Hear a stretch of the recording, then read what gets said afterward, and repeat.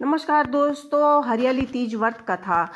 तो पौराणिक कथाओं के अनुसार माता सीता ने हिमालय राज के घर माता पार्वती के रूप में पूर्ण जन्म लिया।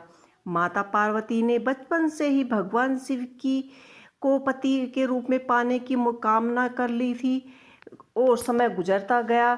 साथ ही साथ जब माता पार्वती विवाह योग्य हो गई तो पिता हिमालय शादी के लिए योग्य वर तलाशने लगे थे।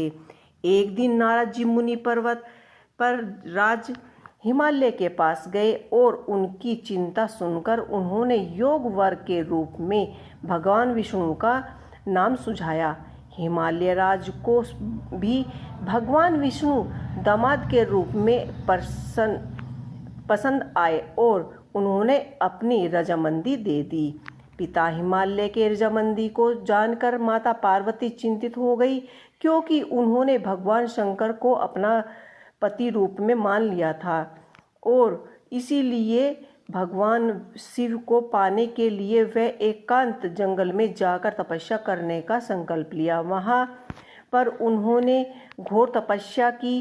पिता हिमालय के रजामंदी को जानकर माता पार्वती चिंतित हुई, क्योंकि उन्होंने शिव को पाने के लिए एकांत जंगल में जाकर तपस्या करने का संकल्प लिया। वहां पर उन्होंने रेत से एक शिवलिंग बनाया, अपनी तपस्या करने लगी। एकांत जंगल में माता पार्वती ने कठोर तपस्या की। माता की तपस्या से प्रसन्न होकर भगवान विष्णु ने उनकी इच्छा पूर्ण होने का आशीर्वाद दिया। जब पर्वतराज हिमालय को बेटी पार्वती के मन की बात पता चली तो उन्होंने भगवान शिव से माता पार्वती की शादी करने के लिए तैयार हो गए, जिसके परिपूर्ण स्वरूप माता पार्वती और भगवान शिव की शादी प्रसन्नता पूर्वक हो गई। तभी से इसी दिन हरियाली तीज मनाई जाती है। तो दोस्तों, आपको यह हमारी हरियाली तीज की व्रत कथा कैसी लगी, आप हमें कमेंट बॉक्स में लिखकर ज़रूर बताइएगा। इसी के साथ ओम नमः शिवाय।